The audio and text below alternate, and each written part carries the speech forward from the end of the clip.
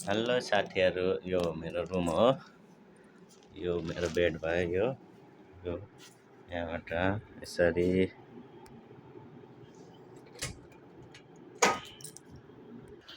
मेरो room number यो हो 477। यसरी यो मेरो क्याम्प हो। क्याम्पबाट यसरी जानुपर्छ। यो बाथरुम छ।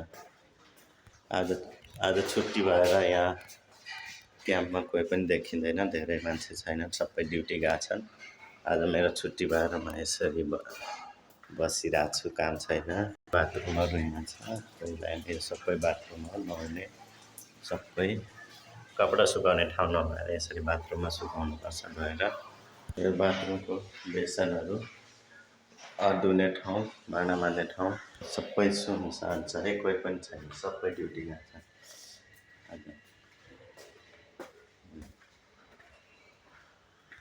यो मेरो कम्पनीको 8 जना मात्रै छुट्टीमा छ, अरू सबै ड्युटीमा छन्।